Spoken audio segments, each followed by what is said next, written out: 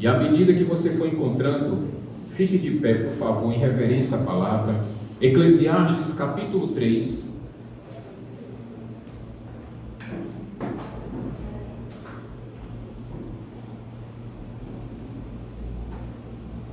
Todos encontraram? Eclesiastes, capítulo 3. Eu vou dar uma ajuda a vocês, fica depois do capítulo 2. Irmão Alberto, você pode fazer a leitura para a gente, por favor? Do versículo 1 até o versículo 15. Para tudo há uma ocasião certa, há o tempo certo para cada propósito debaixo do céu. Tempo de nascer, tempo de morrer, tempo de plantar, tempo de arrancar o que se plantou, tempo de matar e tempo de curar, tempo de derrubar, tempo de construir, tempo de chorar, tempo de rir, tempo de plantear e tempo de lançar, tempo de espalhar pedras e tempo de ajuntá-las, tempo de abraçar e tempo de cumprir, tempo de procurar, tempo de desistir, tempo de guardar e tempo de jogar fora, tempo de rasgar e tempo de costurar, tempo de calar e tempo de falar, tempo de amar e tempo de odiar, tempo de lutar e tempo de viver em paz. Porque ganha o trabalhador com todo o seu esforço, tendo visto o fardo que Deus impôs aos homens. Ele fez tudo apropriado ao seu tempo. Também pôs no coração do homem o anseio pela eternidade. Mesmo assim, ele não consegue compreender inteiramente o que Deus fez. Descobri que não há nada melhor para o homem do que ser feliz e praticar o bem enquanto vive.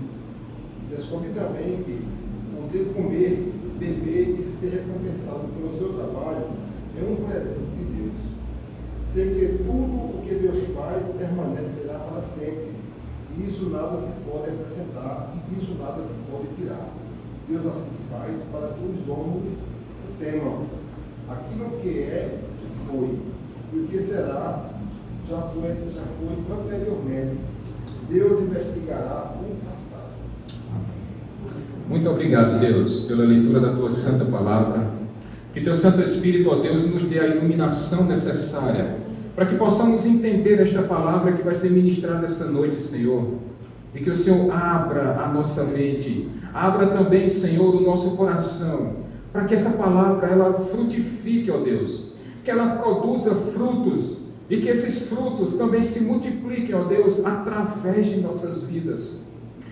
Assim nós te pedimos, ó Deus, e te agradecemos, no nome santo do Teu Filho Jesus. Amém. Amém. Podem sentar, meus irmãos, por favor. Nós estamos numa série de pregações sobre o livro de Eclesiastes.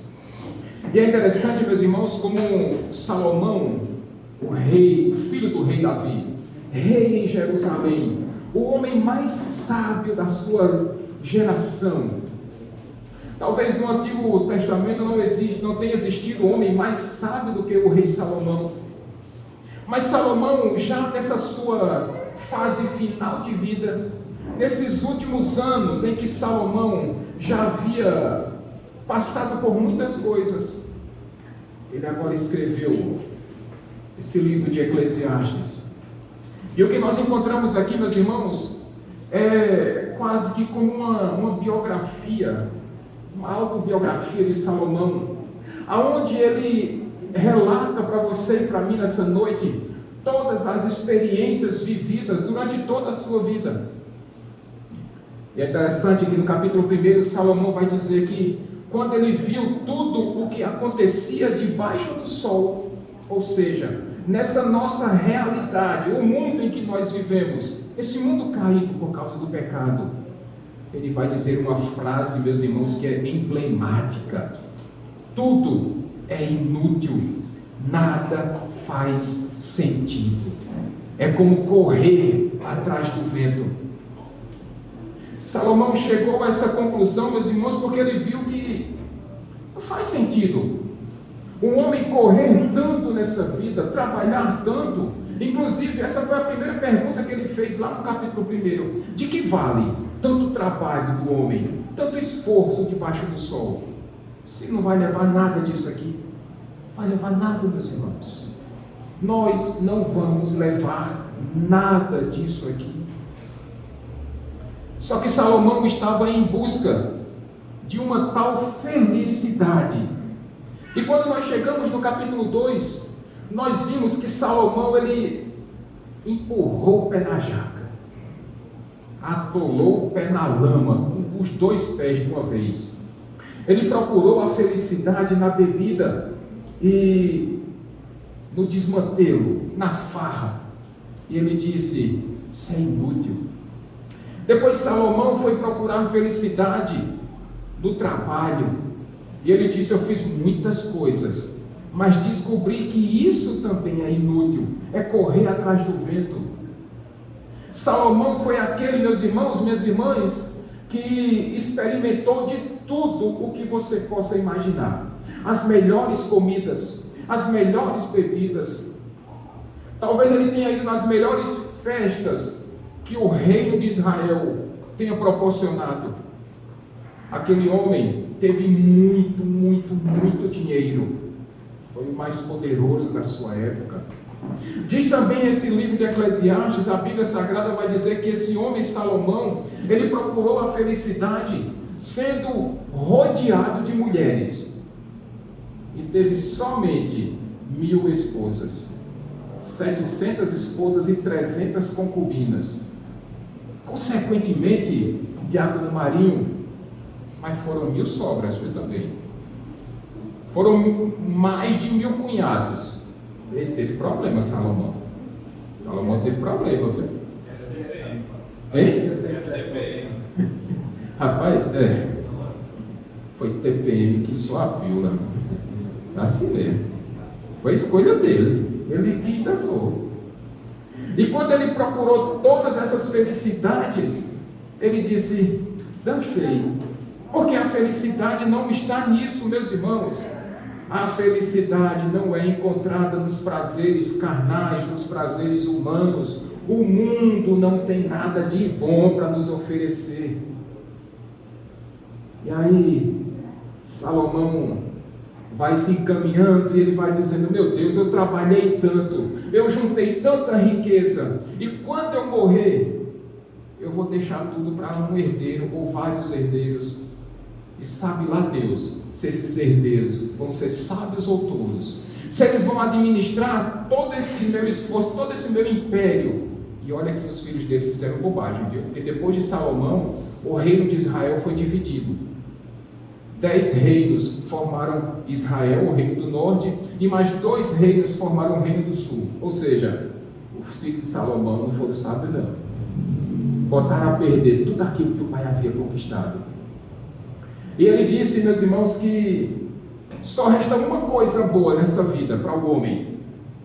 E foi assim que ele finalizou o capítulo 2. Ele disse: olha, para o homem só resta comer, beber e sentir prazer pelo seu trabalho, porque ele entendeu que isso vinha da mão de Deus. Ele entendeu que tudo aquilo que ele havia conquistado, todos os seus patrimônios, toda a sua fama, todo o seu prestígio, aquilo havia sido dádiva dada por Deus, graça derramada da parte de Deus. Então finalmente ele entendeu que aquilo vinha não debaixo do sol, mas estava acima do sol, porque fora dado pelo próprio Deus. Mas agora no capítulo 3, meus irmãos, Salomão continua nessa sua caminhada, procurando qual era o propósito da vida. E já no versículo 1 ele vai dizer: para tudo há uma ocasião. Aí quando eu parei nesse versículo, meus irmãos, minhas irmãs, aí eu dei uma travada preparando a mensagem essa semana. Eu disse: Senhor, para tudo existe uma ocasião.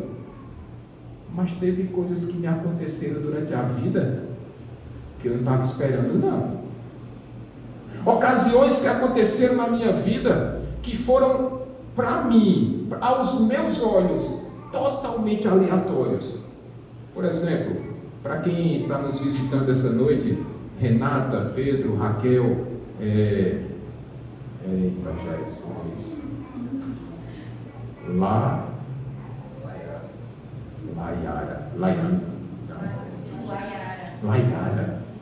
Laiara, a vontade de dizer Maiara foi grande. Laiara. Por exemplo, eu perdi a visão, meus irmãos, quando eu tinha 27 anos de idade, diabetes. E não estava nos meus planos ficar diabético aos 12 anos de idade. Não tem ninguém na minha família diabético. Mas, de repente, surgiu um númerozinho lá, 25, eita, é o meu. Pronto, perdi a visão. Consequência da diabetes, e aí foi decorrendo várias situações. Perdi a visão, aí depois perdi os rins, e aí, depois daí, no final das contas, Deus abençoou com 2 transplantes, recebi um pâncreas novo, um rim novo, aí já não sou mais diabético e escapei da hemodiálise. Louvado seja Deus.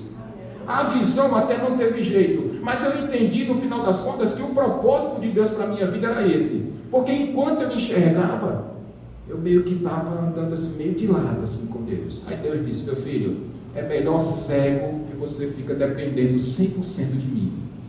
E assim tem sido, meus irmãos, mas há ocasiões em nossa vida que nós não esperamos. Assim como aconteceu na minha vida, certamente aconteceu na vida de cada um dos irmãos que estão presentes nessa noite também. E Salomão continua dizendo: olha, e há um tempo certo para cada propósito debaixo do céu. Há um tempo certo, meus irmãos, para cada propósito debaixo do céu. Salomão está dizendo para mim e para você nessa noite que sim, existe um propósito nessa vida. E não é esse o propósito que todos nós procuramos, Vitor? Qual é o propósito da minha vida, Senhor? Qual é o propósito da minha vida? Por que foi que o Senhor me fez? E Salomão está indo de encontro com essa mensagem. Vitor, nós temos um propósito nessa vida debaixo do céu, meus irmãos. Mas o mais importante de saber é que se nós temos um propósito, alguém nos deu esse propósito. E quem é esse alguém? O próprio Deus. Então quer dizer que existe um dono, um ser supremo, o Deus criador de todas as coisas, dos céus e da terra, e de mim e de você. Então, tem dono nesse mundo, viu? Esse mundo tem dono, ele não está perdido não. Deus nunca perdeu as rédeas da situação. Tudo o que acontece está debaixo da permissão do Senhor. O bom propósito de Deus está presente em tudo o que acontece nas nossas vidas, meus irmãos. Isso talvez agora traga um pouco de tranquilidade para o meio, para o seu coração. Porque o nosso coração é ansioso demais, meus irmãos.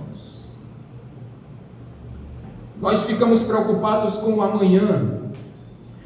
E quando nós voltamos para as Escrituras, Flaviano, Lilian, nós observamos Paulo escrevendo a sua carta aos Filipenses, no capítulo 4, verso 6. E Paulo vai dizer: olha, não andem ansiosos por coisa alguma, mas em tudo, por meio de orações e súplicas, e com ação de graças, apresentem os seus pedidos a quem?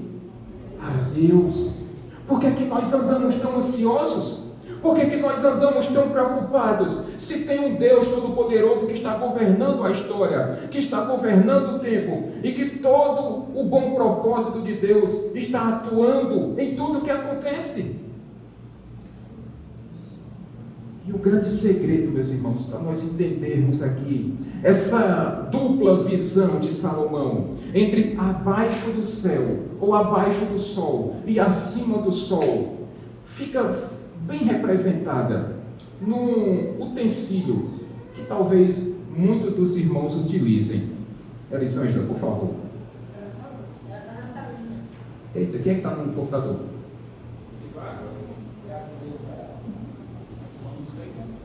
Eu acho que ela esqueceu. Ok. Tem uma foto, isso. Consegue jogar na TV? Isso. Já está na TV? Já. Bem, meus irmãos, como é que vocês conseguem me descrever essa foto, por favor? Que é um óculos, todo mundo sabe. Mas como é esse óculos?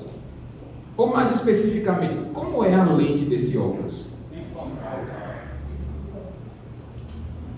Eu quis colocar essa imagem, obrigado aí, Diácono Davidson. Eu quis colocar essa foto de forma proposital, sabe por quê? Porque, tomando como exemplo esse óculos bifocal, é como se quando você estivesse olhando pela parte de baixo do óculos, você estivesse olhando o mundo debaixo do sol. Mas quando você eleva os seus olhos e você começa a olhar pela parte de cima do seu óculos, você agora começa a enxergar acima do sol. E é nessa dupla visão que eu queria trazer para você essa realidade do pensamento aqui de Salomão, da realidade de Salomão.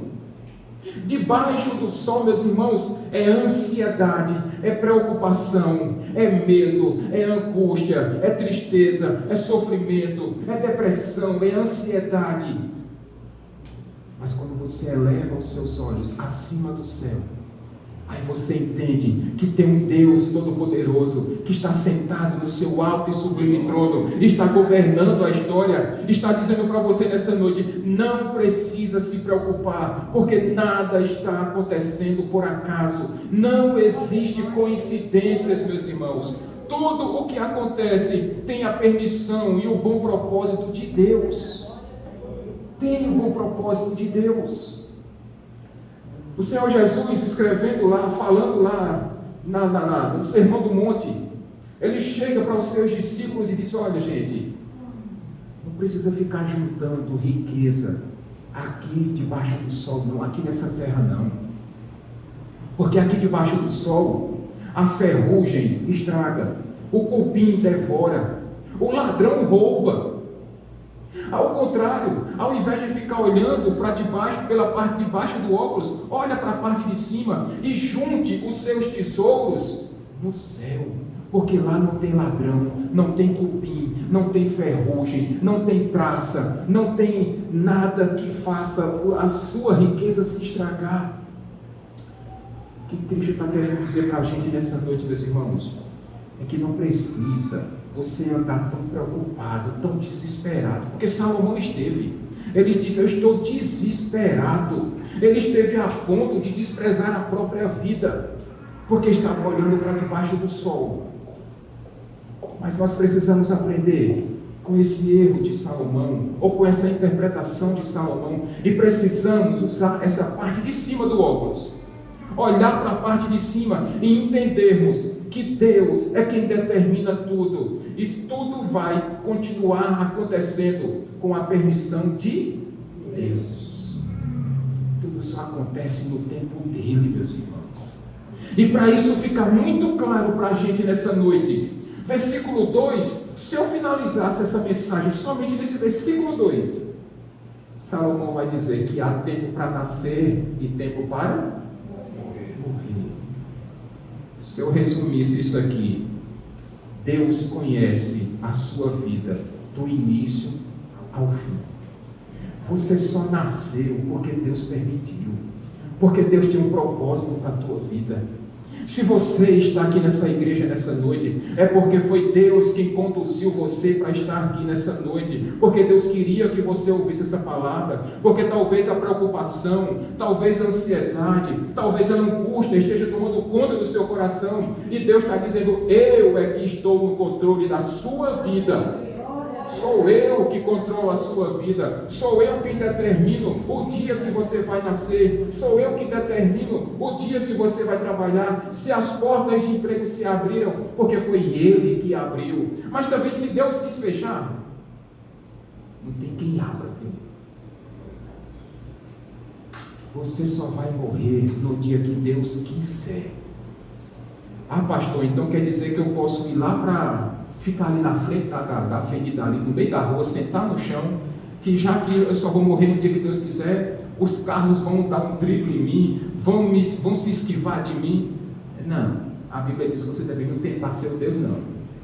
Mas você podia fazer o seguinte, então: quando nós terminarmos o culto dessa noite, Aí eu vou juntar, sabe quem? Lena, Cícera, Lusa, Dorinha, 4, né? E sabe quem vai dirigir o carro para deixar vocês em casa hoje? Eu. Olha que legal. Mas você só vai morrer no dia que Deus quiser. Então eu posso dirigir o meu carro e deixar vocês em casa? E vocês não vão morrer, não. Ô mulher de pouca fé, meu Deus. É só você dizer, pastor, para a direita, para a esquerda, acelera, freia, pastor, olha o poste, ele vira ali para que lado? Mas se você disser errado, eu bati, já foi. Você só vai morrer no dia que Deus permitir. E esse dia já foi determinado por Ele. Não precisa você ficar preocupado. Não precisa ficar ansioso. Porque só quem sabe esse dia é Ele. E mesmo com toda a sua preocupação, disse Jesus, mesmo com toda a sua ansiedade, você não vai conseguir acrescentar um minuto na sua vida. Por que é que você anda tão preocupado, meu irmão, minha irmã? Porque, e eu entendo isso, porque a palavra de Deus, o próprio Cristo está dizendo para você, essa sua ansiedade não vai acrescentar nenhum minuto na sua vida. Mas parece que quando a gente sai do culto, sabe o que é que vem na cabeça? Amanhã eu tenho que me acordar de 6 horas, eu tenho que preparar o café da manhã, eu tenho que levar as crianças na escola, depois eu vou pegar o ônibus super lotado, vou trabalhar, e eu vou comer aquela marmita fria na hora do almoço, e quando eu chegar de noite, vai estar os pratos tudo sujos na pia, e eu vou ter que lavar os pratos, enxugar, guardar, a casa vai estar cheia de poeira, e depois eu vou ter que botar a roupa na máquina para lavar, e os meninos não me ajudam em nada, e o banheiro está sujo, e ai meu Deus, se acaba tudo tanto bem que eu te queria. É o desespero que toma conta da gente, meus irmãos. É ou não, Luciana? E mais um pouquinho. Mas Jesus está dizendo, acalma teu coração. Porque Jesus continua e vai continuar no controle da tua vida. Quer ver, meus irmãos? Isso acontece muito. Eu não vou seguir todos os versículos aqui, tempo para rir, tempo para chorar. Inclusive o seu sorriso. Quem coloca no seu rosto é o próprio Deus. O dia de você trabalhar, quem está encarregado disso é Deus. Homens, a Bíblia vai dizer que 6 dias você vai trabalhar, mas o 7º dia é seu? É de quem? Há um tempo para tudo, meus irmãos. Você vai trabalhar de segunda a sábado, mas o domingo é do Senhor. Você vai correr para cima e para baixo. Olha, homens e mulheres, vocês podem trabalhar 23 horas por dia. Você pode ficar multimilionário. Mas quando você morrer, você vai levar o quê? Para não dizer que não é nada, você vai levar terra em cima do seu caixão. Pronto, para não dizer, mas também não vai levar nada disso não, viu? Acontece que nós somos desesperados demais. Essa correria do dia a dia, esse aperreio de vida, e a gente já se acorda elétrico, não tem mais tempo para ler a Bíblia, orar então nem se fala. Jejuar, pastor, se eu jejuar, aí eu perco tempo, o patrão briga, eu perco o horário do ônibus. Meus irmãos, a gente está entrando num parafuso. Há tempo para tudo. Você vai trabalhar, você vai aproveitar a sua família, o seu filho, a sua filha. Há tempo para ser jovem, há tempo para namorar, há tempo para casar, há tempo para ver os filhos, há tempo para chegar aos netos e brincar com os netos. Há tempo para tudo. E quem fez esse tempo foi o próprio Deus, meus irmãos. Foi o próprio Deus. Por isso, coloque no seu coração nessa noite, em nome de Jesus, que não adianta toda essa sua correria. Isso não vai levar a nada. Ou vai a um burnout, uma estafa gigantesca, a uma crise de ansiedade, porque você não consegue fazer tudo dentro das 24 horas do dia. Isso vai deixar você todinha, e vai levar você para ficar tomando Rivotril toda noite para dormir. Essa correria está absurda, meus irmãos, está absurda. Pastor, como é que eu posso ter certeza de que tudo isso realmente está debaixo do controle de Deus? Versículo 11, observe aí na sua Bíblia. Deus fez tudo a propósito do seu tempo. Tudo isso já estava determinado por Deus, lá na eternidade. E você achando que você é dono do seu tempo, perdeu. O seu tempo não é seu, o seu tempo foi Deus que lhe deu.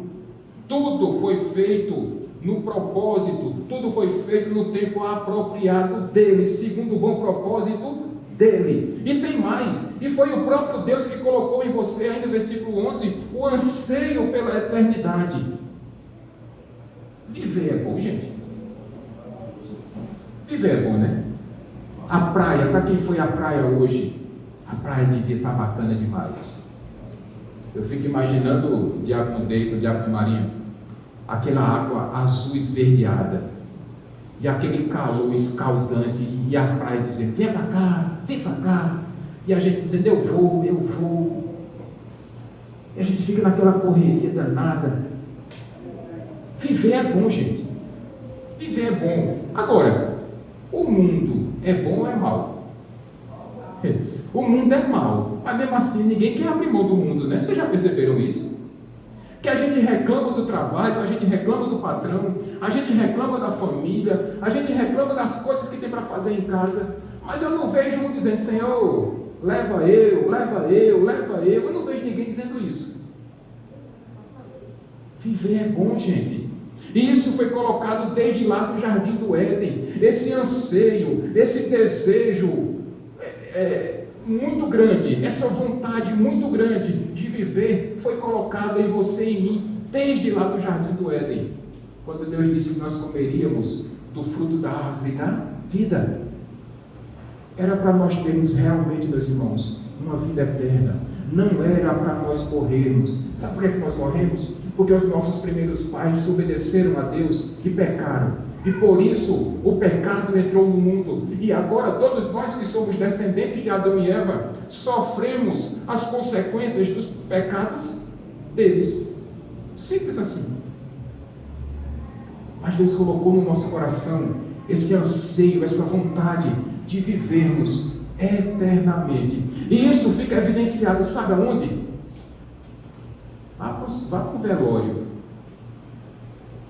de uma pessoa que tinha lá 95 anos. Aí a pessoa chega lá, Flaviano, chega lá no caixão, tão novo, rapaz, 95 anos, na flor da idade. Tantos anos para viver ainda, meu Jesus. Tanta coisa boa para ainda descobrir. Ainda poderia ter pulado de paraquedas. Ainda poderia ter aprendido a surfar. Ainda tem tanta coisa, jogar bola, meu Deus, tem tanta coisa boa. Mas morreu. E é nesse momento que a gente fica repetindo aquela frase: a vida é curta demais. A vida é passageira demais, meus irmãos. Ela passa num piscar de olhos. E você ainda fica brigando por coisa pouca. E você ainda fica discutindo com pessoas que você ama. E você ainda fica perdendo esse tempo precioso com bobagens. Porque muitas das brigas que nós temos com quem nós amamos, as coisas são tão pequenas, que se você discutir de manhã, quando você chegar à noite, pergunta para ela, por que nós brigamos? Eu não sei. Eu sei que foi assim. Aí depois se esquece, todo mundo faz as pazes, mas você perdeu tempos preciosos com as pessoas que você ama. E sabe como é que ele termina esse versículo 11? Mas a gente ainda não entende completamente o que Deus fez. Deus está dizendo nessa noite, olha, sou eu quem controlo tudo na sua vida. Tudo acontece com minha permissão. As coisas que você tem usufruído aqui debaixo do sol, é porque tem sido eu que tenho permitido para você. Essa vida, ela é curta. Não perca tempo com discussões. Mas nós, com toda essa nossa inteligência, não entendemos isso. Sabe por quê? Porque nós estamos olhando o mundo pela parte de baixo desse óculos aí. pela parte desse óculos bifocal aí, olhando somente para as situações debaixo do sol. Mas aí, meus irmãos, Salomão convida você a olhar para a parte de cima do óculos. E veja o que ele vai dizer já no versículo 12. Descobri que o que importa nessa vida, debaixo do sol, é ser feliz e fazer o bem. Preste atenção, meus irmãos, preste atenção. A Bíblia vai dizer que o homem vive 70, 80 anos no máximo. E se passar disso é só canseira, é só sufoco, é só sofrimento. Comparado com a eternidade, o que são 80 anos? Nada. E por que é que você passa tão pouco tempo aqui nessa terra, deixando de aproveitar esses instantes com as pessoas que lhe querem bem? Por que é que você perde esse tempo tão precioso com coisas pequenas, com coisas miúdas? Por que é que você acumula tanta raiva, tanto ódio, tanto rancor? Por que é que você junta dentro do seu coração tanta amargura? Se os anos vividos aqui são tão poucos. Ouça o conselho desse sábio Salomão, nesses poucos anos que nós temos aqui debaixo do sol. Seja feliz. E felicidade aqui, meus irmãos, é no sentido de satisfação. Seja satisfeito com o que Deus te deu. Seja satisfeito com as coisas que estão ao seu redor. Seja satisfeito com a sua própria vida. E faça o bem às pessoas. É melhor fazer o bem, segundo o próprio Salomão disse, olha, é melhor ser sábio do que ser tolo. Então é melhor você fazer o bem às pessoas do que você fazer o mal. Porque qual é a probabilidade de que se você fizer um bem a uma pessoa, ela vai lhe devolver como mal? A chance é pequena. Pode até acontecer, mas a chance é muito pequena, meus irmãos. Sejam felizes, satisfeitos com o que Deus te deu e façam o bem ao seu próximo. Ame o seu próximo. Versículo 13, ele continua dizendo, olha, descobri também que melhor é comer, beber e aproveitar do trabalho, porque isso é um presente de quem? De Deus.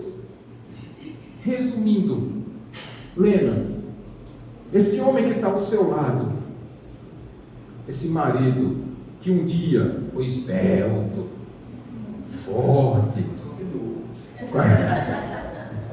com a pele toda esticadinha, sem barriga, foi Deus que te deu. Aí você olha para ele, meu Deus, mas não era assim não, Deus. Lusa, você olha para o seu digníssimo esposo, ei, teu esposo foi presente de Deus. Esse homem bacana que está ao seu lado, foi Deus que te deu. Cícera, você disse, Deus, eu queria um homem com 1,95 m, e Deus te deu o diácono Davidson, presente de Deus.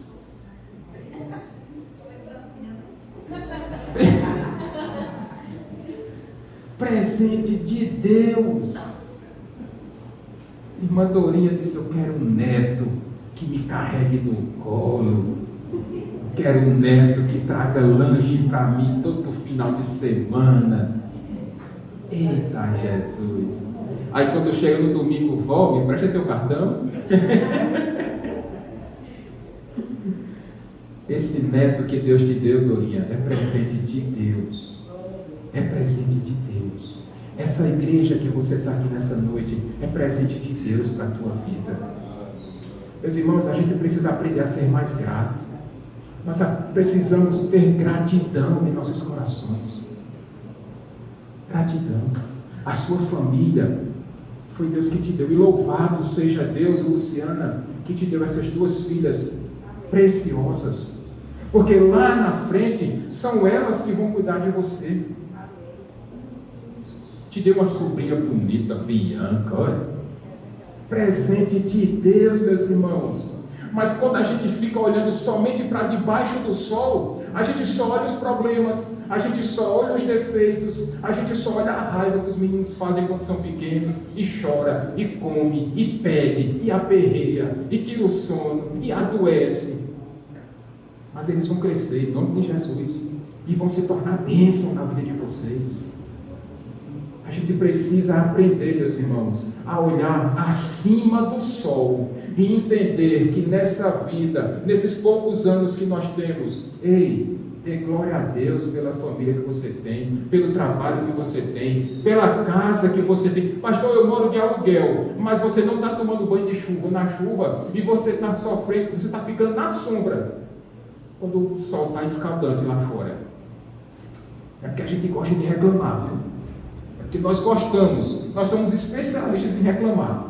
Deus te dá casa, comida, roupa, trabalho, calçado para pôr nos pés, mas a gente nunca está satisfeito, porque a gente só gosta de olhar pela parte de baixo do óculos, para debaixo do sol.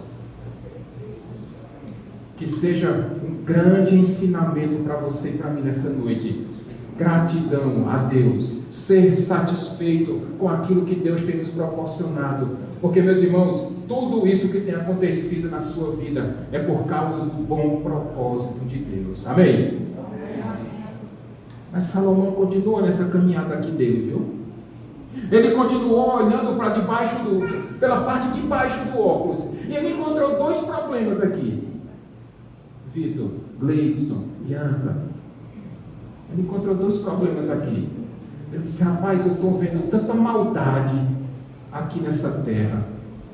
Versículo 16, ele disse: descobri também que no lugar da justiça existe impiedade, e no lugar da retidão, mais impiedade ainda. Rapaz, eu fiquei pensando, meditando nessa passagem. Aconteceu lá em Campina Grande, vai ter um encontro da consciência cristã, onde pastores do Brasil e de fora do Brasil vão ministrar a palavra para muitas pessoas no carnaval lá de Campina Grande. E, meus irmãos, uma parte desses jornalistas, com uma ideologia não bíblica, distorceram a fala de um pastor americano, Douglas Wilson. E a perseguição em cima desse homem, Davidson e Carol, foi tão grande que a organização do evento acabou cancelando a vinda desse pastor ao Brasil. Eu disse: meu Deus, que maldade é essa? Distorceram a palavra do pastor, disseram algo que ele nunca falou, e as pessoas, por não conhecerem a verdade, compraram essa ideia. E eu disse: eita Jesus, a perseguição aos cristãos aqui no Brasil está começando a apertar. Aquilo que a gente previa está começando a acontecer, meus irmãos, porque recentemente houve também um decreto que mudou as regras para a cobrança de impostos para as entidades religiosas. E isso não foi à toa. Isso não foi à toa, meus irmãos. Há uma razão de ser isso aqui. Não se enganem quando vocês escutarem. Inclusive, Davidson, a mesma revista que disse que aquela mentira lá do pastor Douglas Wilson, essa mesma revista, quando esse decreto foi cancelado, acho que a semana passada, a mesma revista disse: a mamata acabou. Sério, Jesus. A maldade, meus irmãos, tem prevalecido aqui nessa terra debaixo do sol. Debaixo do sol. E a gente se preocupa, mas eu queria dizer para você que mesmo com toda essa maldade imperando, essa maldade operosa aqui debaixo do sol, Deus continua no controle da história. Quer ver? Versículo 17 vai dizer: o justo e o ímpio serão julgados, e no tempo certo de Deus esse juízo vai chegar. Esse julgamento vai chegar. E vai ser a vez, Renata, Pedro, Raquel, vai ser a vez em que o justo juiz julgará a maldade que está imperando aqui nessa terra. E desse julgamento ninguém vai conseguir escapar, meus irmãos. Absolutamente ninguém vai escapar desse julgamento do justo juiz, do próprio Deus. Pastor, quando é que vai acontecer esse julgamento? O dia certo eu não sei. A única coisa que eu posso garantir, porque está nas Escrituras Sagradas, é que vai ter esse julgamento. Quando Jesus voltar, no tempo certo que Deus determinou, o Senhor Jesus vai voltar pela segunda e última vez e vai buscar a sua igreja e vai resgatar a igreja que Ele já comprou com seu sangue precioso. E aqueles que ainda não creram em Jesus, esses serão julgados. E o que está reservado para eles, meus irmãos, é o lago de fogo e enxofre. E desse ninguém escapa. E desse ninguém escapa. Mas Salomão encontrou ainda um outro probleminha, olhando pela parte de baixo do óculos. Versículo 18 até o 21, até o 22, por favor, Daniel. Também pensei, Deus prova os homens para que vejam que são como os animais. O destino do homem é o mesmo do animal, o mesmo destino dos vários. Assim como morre um, também morre o outro. Todos têm o mesmo fôlego de vida. O homem não tem vantagem alguma sobre o animal. Nada faz sentido. Todos vão para o mesmo lugar.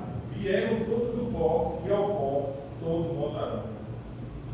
Resumindo, alguém vai escapar da morte? Ninguém. Nobody. Ninguém. Aí a gente se acha muita coisa, porque o homem tem essa mania, o ser humano tem esse defeito.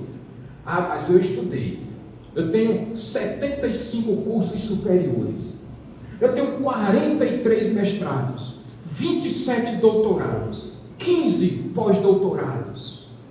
Eu sou diferenciado, mas eu sou um mega empresário. Eu tenho uma empresa transnacional, que é aqui no Brasil e fora do Brasil. Eu tenho uma coleção de carros importados. Eu sei tocar todos os instrumentos musicais possíveis e imagináveis. Eu falo 40 idiomas. Mas quando você morrer, você vai para onde? Hein? Vai para debaixo da terra. E o cachorrinho, o Uau, o Totó, Luke, Scooby, Hulk, Atena, vão para que lugar mesmo? Para o mesmo lugar que você, tão preparada, vai também, para debaixo da terra. O que é que tem de diferente, você e o cachorro? Eita, pastor, está ofendendo. Não, foi Salomão que disse, viu? Qual é a minha diferença para o cachorro? Nenhuma, porque para a mesma terra, a mesma cova que eu vou, o cachorro vai também. Aquele jumentinho lá, que antigamente puxava carroça, vai para o mesmo buraco que eu vou também. Por que eu sou melhor do que ninguém? Por que o homem gosta de se achar tão importante em relação ao próximo? Se no final das contas, vai tudo para uma vala, vai tudo para debaixo da terra. E Salomão está dizendo, olha, isso é uma grande inutilidade, isso não faz sentido nenhum, meus irmãos. Isso não faz sentido nenhum. A arrogância, a prepotência, a altivez, o orgulho, a soberba, isso não vai levar você a lugar nenhum. Isso não vai levar você a lugar nenhum. E no dia quando você morrer, fatalmente, poucas pessoas vão estar lá no seu velório dizendo, ele vai fazer tanta falta, ela vai fazer tanta falta. É mais fácil orar pelo cachorrinho que morreu lá, do bichinho, do que por uma pessoa dessa, que não fez o bem, não procurou ser feliz, não ajudou o próximo, não foi grato a Deus pela sua família. Ao invés disso, só vivia reclamando, murmurando, praquejando. E Salomão vai dizer, gente, quando essa pessoa que só enxerga para debaixo do sol, quando morrer, quem garante para o lugar que ela vai? Quem é que pode ter essa certeza? Só Deus pode nos dar essa certeza, meus irmãos. Para aqueles que já entregaram a sua vida a Cristo Jesus, esses têm certeza absoluta de para onde irão. A morte, meus irmãos, para você e para mim, que que já entregamos a nossa vida a Cristo, que já reconhecemos Jesus como nosso Senhor e Salvador, morte para nós não é o final da linha, não é o fim da história, não é o grande finale da vida, não. Morte para nós é algo que vai fazer com que nós nos encontremos com o nosso Criador. Porque quando nós fecharmos os olhos aqui nessa terra, meus irmãos, e abrirmos, nós estaremos nos braços do Pai. Nós estaremos sendo consolados. Consolados não, porque diz a Bíblia que lá na eternidade não vai mais ter choro, não vai mais ter sofrimento, não vai mais ter pranto, não vai mais ter luto, não vai mais ter frustração, decepção. Mas aqui, nessa terra que nós vivemos, é só desilusão. Desilusão. E você pode morar em João Pessoa e se sentir a pessoa mais desiludida do mundo. Mas você pode morar em São Paulo, no Rio, e você vai continuar desiludido. Você pode morar lá em Paris, você pode ir lá para os Estados Unidos, brincar com o Mickey todos os dias. Porque se você continuar olhando para o mundo debaixo do sol, você só vai ter desilusão nessa vida. Só vai ter desilusão. Porque o problema não está no lugar para onde você vai. O problema está aqui, dentro do seu coração. Essa desilusão acompanha você, porque você não consegue olhar para o mundo, para as coisas que nós temos aqui, pela parte de cima do óculos, para cima do céu. E entendemos que Deus é que tem nos proporcionado tudo isso. E eu finalizo, meus queridos irmãos, minhas irmãs, essa mensagem com algumas pouquíssimas aplicações. Primeiro, pare de correr atrás do vento. Precisa você viver uma vida tão atribulada, tão corrida, tentando ter, tentando ser, tentando possuir, tentando acumular, tentando conquistar. Porque no final das contas, tudo isso vai ficar aqui, ó. Você não vai levar nada disso, não. Segunda aplicação que nós precisamos trazer para nossas vidas, que quem controla o seu destino, a sua história, a sua vida, quem escreveu o começo e o fim da sua vida, foi Deus. Existe uma teologia distorcida, meus irmãos, que diz que Deus nos cria, depois Ele nos coloca na terra, e depois Ele deixa um livro em branco para nós escrevermos a nossa realidade. Mentira. Deus é o autor da história e Ele é quem determina todas as coisas. Quem é Deus é Ele, não somos nós. Quem está sentado no alto e sublime trono é Ele e não somos nós. Terceira aplicação: não precisa se preocupar com a maldade do mundo, não. Não precisa querer ser um vingador, um justiceiro, porque diz as Escrituras Sagradas que a vingança pertence a quem? A Deus. Então você não precisa querer ser um vingador de Deus, porque Ele não precisa da sua ajuda. Quem é Deus é Ele. Mais uma vez, lembre-se disso. Deus é Ele. Faça o bem.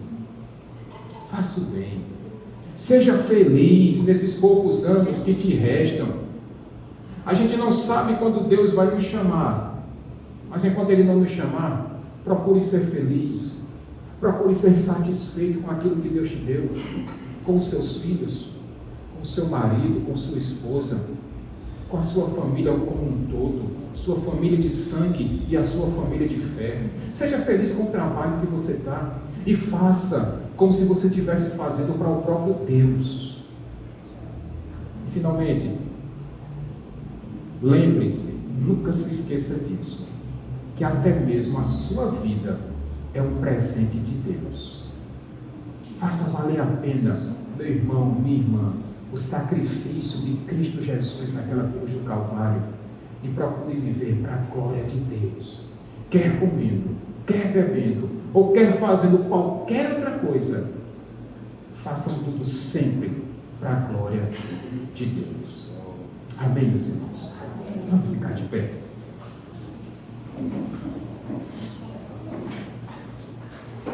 Enquanto a equipe de louvor se organiza, os elementos da Santa Ceia serão passados E para você que é batizado nas águas, para você que pode ceiar, eu convido você. Se existe algo que tenha afastado você de Deus, que nessa noite, em nome de Jesus, arrependa-se dos seus pecados, reconcilie-se com o Pai e volte a cear. Se você não é batizado, tudo bem, você não pode cear, mas se você já é, reconcilie-se com o Pai nessa noite. Essa talvez seja a noite da reconciliação sua com o seu Criador. E sei a glória de Deus. Obrigado.